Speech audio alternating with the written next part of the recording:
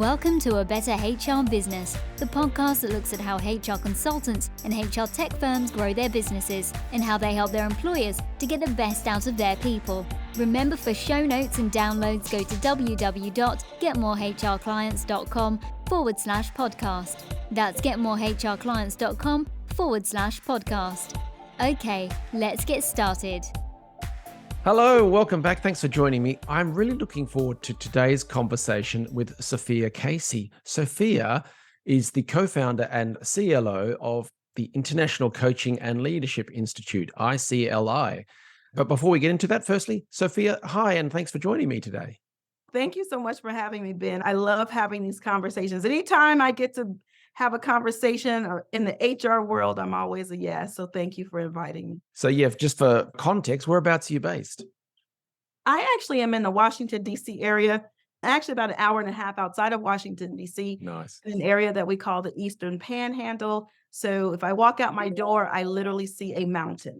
Oh, beautiful. And I split my time between here and where our school is headquartered, which is Bermuda. Oh, fabulous. Very good. Tell us about the ICLI. What is it that you guys do and who do you help? Yeah, so the International Coaching and Leadership Institute is a coach training and leadership development school, if you will. Right now, we're 100% virtual and we're slowly moving towards hybrid, but we will always offer virtual training, of course, as well. Right. But our focus is to actually fulfill upon our mission, which is coaching for everyone, everywhere. It's a big mission. It is. But it is a huge mission, but it is our commitment to make coaching services, coach training, leadership development training available to everyone. And that part in our name, international, we take that very seriously. And we are so fortunate to be able to say that we have graduates from all over the world. Brilliant. Now, I want to ask you about your background in a moment, but firstly, probably worth defining what coaching is, because it can mean different things to different people. What does it mean to the ICLI? I so appreciate you asking that question because oftentimes confused quite a bit out there in the internet streets, as I call them. Oftentimes coaching is actually defined as telling someone what to do. And I'm really good at that, Ben. But as a coach, that's not my job. And so as a coach, what I'm focused on is relating to you as whole and complete and naturally resourceful. Yeah. And my job is to support you with moving forward. I love American football. And one of the terms that you hear in American football is advance the ball. That means get closer and closer to the goal. And so my job as your coach would be to support you in advancing the ball, getting closer and closer to your goal. And ICLI, we're a bit unique. Well, I should say we're very unique in that we focus on a very specific type of coaching called ontological coaching. And so we train coaches to not only focus on supporting you around advancing the ball, moving forward towards your goal, moving your goals forward, but also, most importantly, how are you being about all of that? How are you being? What is your relationship to the possibility or impossibility of getting to that goal? Oftentimes it's confused. Our work is confused all the time with therapy, all the time. And so I am happy to say I'm not a therapist. I have great colleagues and friends who are. And so I partner with them. Typically it's past-based, looking to the past. The past could be last week, but looking to the past and trying to diagnose and figure out why something happened. As a coach, I'm focused on that. People come to coaches thinking that we are going to support them around, why did I do that? Why did this go this way? Some of those conversations do naturally come up, of course, in our coaching sessions. And that's why I always say therapy and coaching, great marriage. Yeah. A lot of my clients actually work with therapists and they work with me too. And then the other one is often confused with is consulting. And that's another hat that I wear. I'm a corporate trainer also. So I am a business consultant. But I tell you, it's confused a lot with consulting. And, you know, as a consultant, especially our HR professionals, right? We are experts. We are used to telling people what to do or giving a lot of suggestions. And as a coach, I'm not the expert. Client is the expert. And they may give me permission to offer some suggestions from time to time as well. Yeah. I was going to say that getting that buy-in, that commitment, it means it's going to be a far greater impact, far greater likelihood of success. Yes. And then they can celebrate that they did it. Yes. When I came into this profession, I was coming from being a director of human resources, director of enterprise-wide training, so used to offering suggestions and plans and sharing with people what I think is best for them. Mm. And it was a huge mindset shift for me to come from coach, which is more of leaning back and trusting that Ben has the answers. Ben has the resources. If I just pull back and allow the space for Ben to actually get some awareness and figure it out. Yeah, that makes good sense. And the thing you were saying earlier about the therapy and the coaching going hand in hand, I can see that in the business sense or the sporting sense, as they always talk about coaches of maybe clearing up old blocks and sort of taking off some of the shackles, but then the coach really drives things forwards from there, potentially, in seeking that next goal and then taking those steps and advancing the ball. So yeah. It's been wonderful. I actually have always worked with a therapist, and I have several coaches, but a therapist and coach at the same time. And it's even sweeter when I've given my coach permission to ask me about what's happening in therapy. Because that Mm. way, it's all transparent. And the same thing when I go visit my therapist or talk to my therapist, I share what's happening in my coaching work too. And for listeners, I think that's a really important point. The fact that you continue to get work or work with coaches, therapists, because many people who might, seek to offer their services or expertise don't necessarily get help for themselves, which I don't know, it's a Yeah, bit in a sales world, it's sometimes hard to sell services when you're not putting your own skin in the game, let's say, and doing the same sort of thing yourself. absolutely. You mentioned, HR and so on. I know you come from the HR world. Is that right? Can you just give us a little background as for the context of where you came from up into forming the ICLI?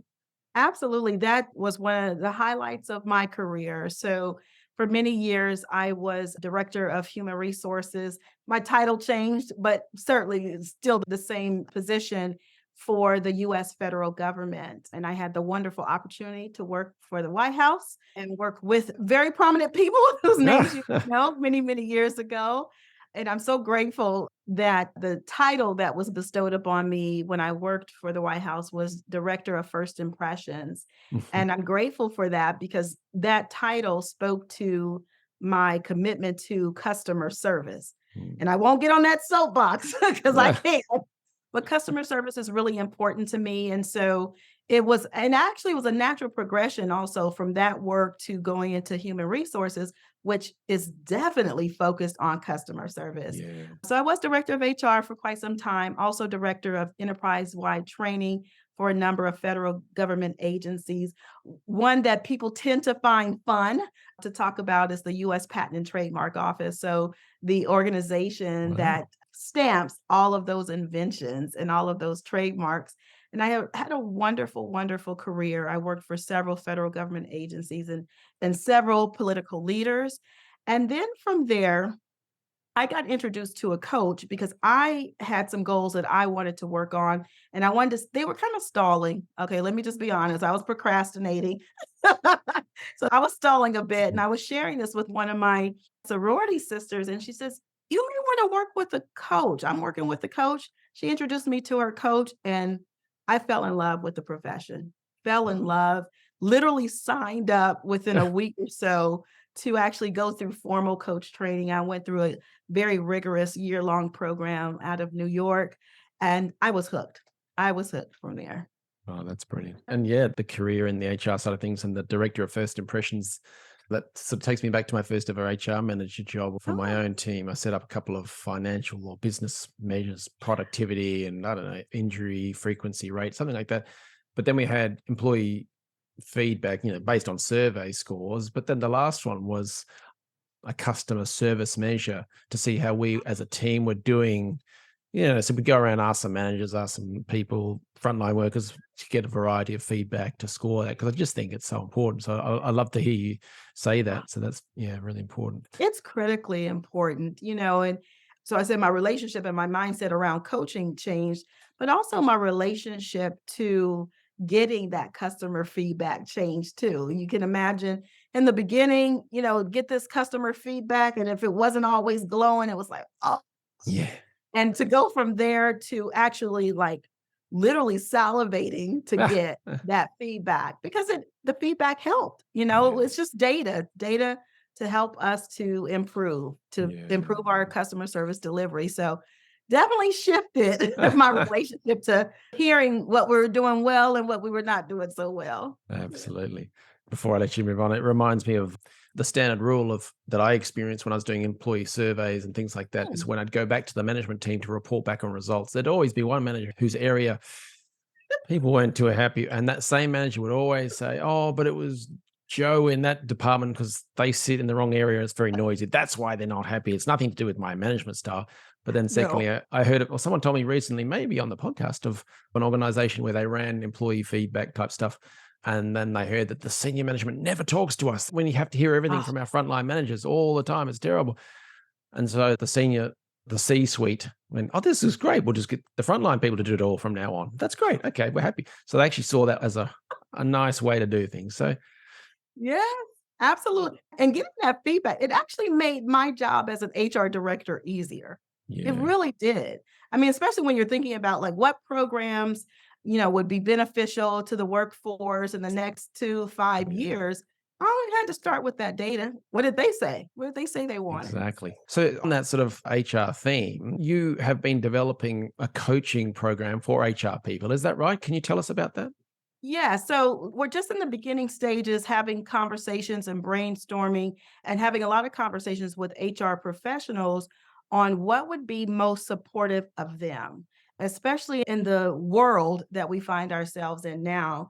I work with a lot of C-suite executives. I will work with a lot of senior managers who are in the HR realm.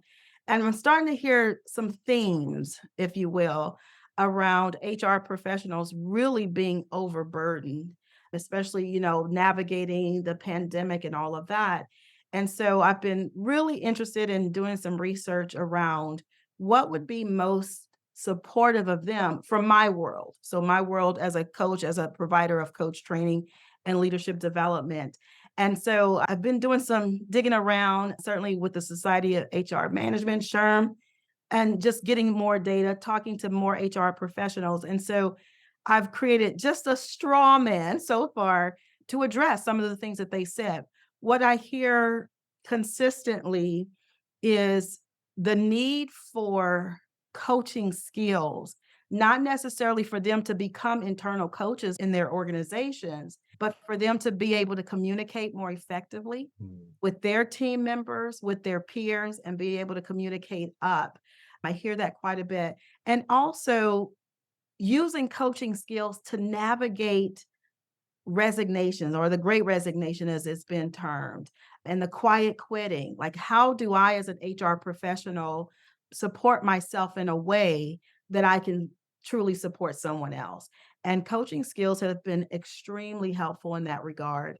Might be surprising is one of the things that we focus on a lot in our training, and definitely will be a part of this HR program that we're going to create, is around well-being. Yeah. The HR professionals' well-being.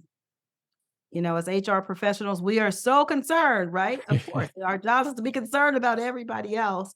And so I have found that, having coaching skills as an HR professional can be very, very supportive of making sure that you're sourced enough to be able to provide services to your internal customers. I'm very excited about it. So It sounds amazing. Yeah. And it's great that you're getting feedback and you're speaking to SHRM about it, and just rather than trying to create a learning platform or learning product in isolation and then taking it back out there and getting that Yes. buy-in. Yeah. That's another thing that's very helpful in my career as an HR professional and also as an owner of the school, is partnering with those people. I'm like, they're the subject matter experts, right? And I learned that later in my career. I wish I had learned it earlier as an HR director, that things could be so much easier, and implementing programs was a lot easier when I partnered with those subject matter experts. So those department heads, and even like a C-suite executives as well, to not at the end, once I had developed the program, but as we were developing the programs, it made all of our lives a lot easier. Absolutely. And so for this new program and also for your existing coaching programs, what do you do to get the word out there and help more organizations, both from a marketing and or growth perspective? What are you doing to acquire those new customers or clients? Yes, certainly. Of course, I'm not a marketing expert. People always think I am because I do a lot of Eh, marketing.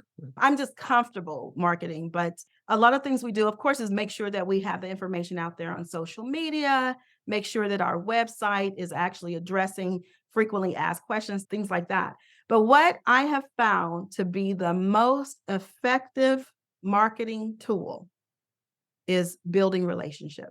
hmm, Like, no matter how many times I try to get around it and shortcut it, and there are ways that you can make it shorter, but it always comes back to building relationship and in an energy of co-creation, yeah.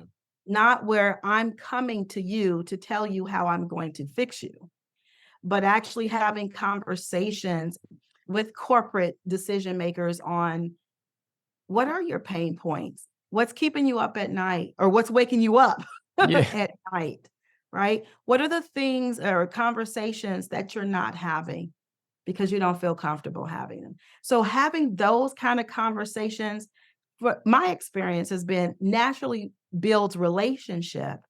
And from that place, I can talk to them about ICLI and how ICLI and our services can be supportive of them. Yeah. But I tell you, it always comes back to relationship. It is great. And for people listening to this, some of them may say, well, we've gone virtual. So some Yeah. businesses, I don't know yet. So how do I establish that relationship in the first place? Have you any advice for them on how they can start and grow relationships in this virtual world? That's a great question. I never thought I would say this, but I love doing virtual training. I liked virtual training. Now I love Ah, virtual training. And that's because I've experienced creative ways of actually connecting with people through this box here. yeah. And so one of the things I would encourage people to consider is actually like doing some type of workshop where people get to experience your product or experience your service, Clever. experience what would be your intervention or your proposed intervention for their organization versus reading a brochure versus talking at them. And so we do a number of workshops on various topics. And most times the topics actually we don't lead with coaching. So we did a webinar or a workshop, if you will, virtually Mhm. with a company that's actually they're business coaches.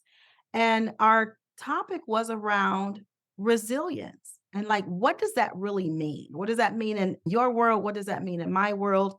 And then the other thing that's so helpful, we do that in workshops and also in our coach training program, we play a lot, Ben. We play a lot. It is my belief that we are all big kids and we want to play.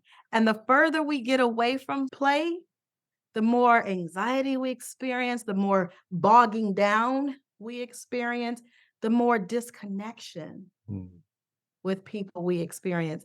And so some people would call them icebreakers, but we call it play. So we Yeah. do a lot of play. And specifically, we actually use improvisation I in love our it. work. And I can tell you one of the comments that was made after we did this workshop, brought in some play, shared some activities, engaged the audience quite a bit.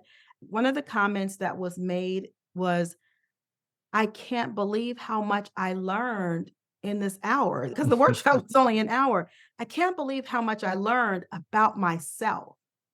And I keep attributing it to our willingness to practice vulnerability because it requires vulnerability to Yeah. play. And also for us as leaders to come in to the program and say, okay, we're going to play. And you're saying that to some adults. I tell you, the majority of my one-on-one client base are C-suite executives. So you can imagine when I say, oh, part of this program and working with me as a coach is we're going to play a lot. Like, wait, what? Yeah. I And a don't have lot. time to be playing. I don't have time to be playing.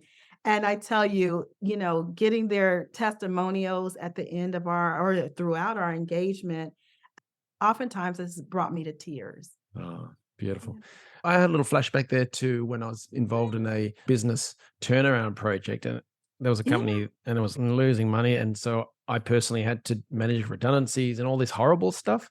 And then Ooh, after that, trying to work out, oh, how can we educate people on things like profit and loss statements, cash flow analysis, things like this, so yeah. that people could be more aware of how to manage the money that's flowing in the business and better customer service, the works. Yeah. And so rather than giving them big old lectures, I said, right, you all have to break up into little areas and you have to present back on a section of all of this stuff. But it has to be informative, one. And secondly, it has to be fun. And so you had people coming back doing raps on P&L or game show quizzes on cash flow analysis stuff. And it was incredible. And they all learned it. So I'm 100% with you on that one. Oh my gosh, I'm so taking that. And yes, like you said, they actually learned Yeah. it. They learned it. It's what I said earlier. It's about building relationships. So when you are playing, when they went into those breakout rooms and they're co-creating the raps, they are playing. They're connecting with each other. And I imagine they learned a lot about each other too. Yeah, lots of connections between departments and business Yeah, units and all sorts. Yeah, you're right. That's a good point, so actually. cool. Can I take you back? You mentioned you were sort of in charge of large sections of training within the federal government. How would companies, whether they be an HR consultancy or a training company or an employment law firm, whatever, how would they approach someone like you to say, we have a training program or software? You're tucked away somewhere in the ivory tower. Any advice or thoughts on how to do that? I saw it when I was actually, the decision maker to bring in these different vendors. Mm, And I see it now that I'm a vendor trying to yeah. get with the decision makers. It is the same thing. I know I sound like a broken record. Relationship. It is relationship. And it's also play. I use play a lot. And so oftentimes when I'm trying to get myself in a corporation or I want to pitch myself, what I have found to be extremely effective, I actually teach a class around this, extremely effective is to ask the decision maker to give me an hour. I say, give me 1 hour with your people. You decide who those people are. Oftentimes, you know what happens, Ben, they send the problem Ah, employees. But I say, whoever you want to send, give me mhm. 1 hour with them. And I'm going to do this training. I tell them about the training and all the nuts and bolts and logistics around it. And every single time, I'm so proud to be able to say, every single time I have done that, I converted it into an actual client. Nice. And is that 1 hour free or paid? I've done them both ways. And what I've learned though, just from history, Yeah. it's best if it's paid, even if it's a low amount, because it has their skin be in the game. Hmm. I learned that from doing it so many times. But honest to goodness, and it's typically a lower rate than I typically would Yeah, of charge. If course. Yeah. I want them to be bought into, hey, I want you to try this. I want you to check me out. Mm. I don't want you to just buy something off the shelf because you don't know me. And I tell you, like I said, the conversion rate is very high, Yeah. very high. Yeah, it's a bit like the person standing outside the shop on a hot summer's day with the ice cream samples or whatever. Yeah. It brings them in. Yeah. And once they've Yeah, tasted it, I absolutely. like that. Yeah. Every time I've gone to those bigger, like, warehouse stores and the people are walking around with a little sample, Yeah. I always end up buying what they shared, always.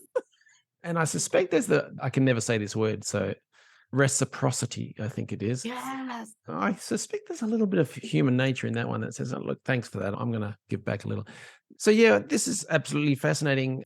And then last thing around the business growth and plans, like coaching is a crowded space.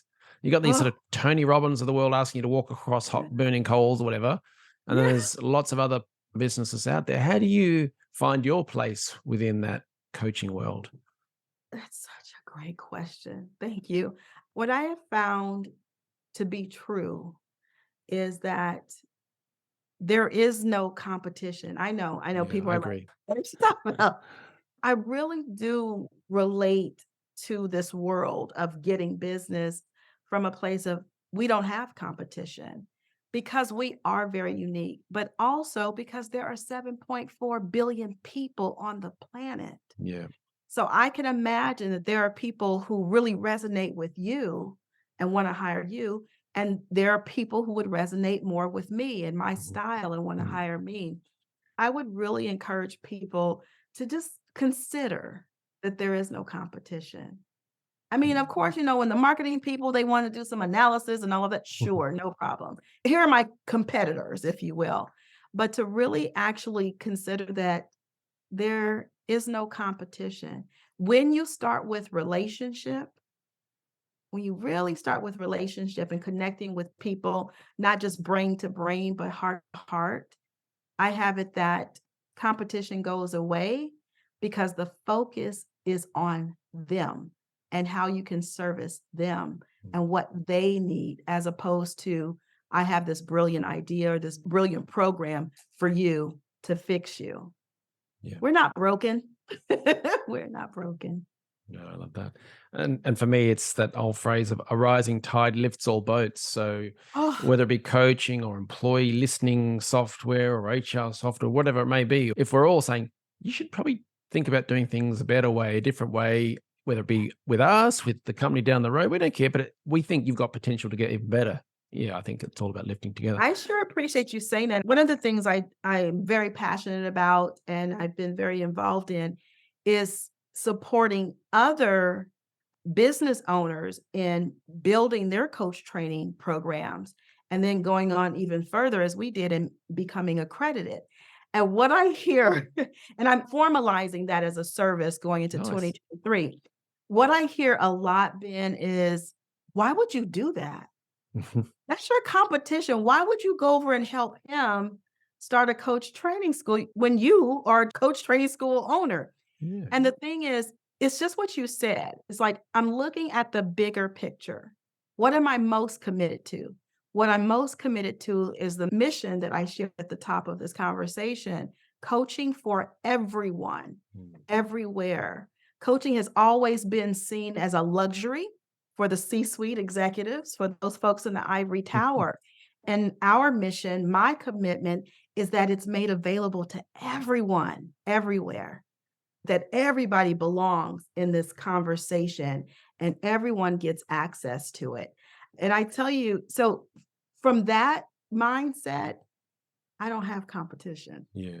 I'm just thinking back to the days before seatbelts were required by Oh, law. If you made seatbelts and you were the only seatbelt maker in the world, you'd be going, well, this is going to take forever. But if there are other seatbelt car companies out there trying to grow that market with you, then you're all going to sell more. So absolutely. And we're learning from each other. Yeah. I tell, some of my colleagues who also own coach training schools, I tell them all the time, I'm watching you because I'm learning from you. Oh my gosh, that didn't work out for you.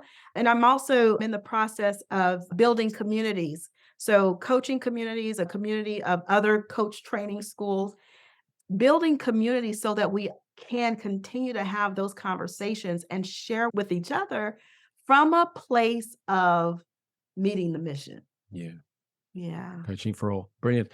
Yeah. Now, you've covered so much ground and shared such great advice. So thank you for that very much. If people want to learn more about you and or the business, what should they do next?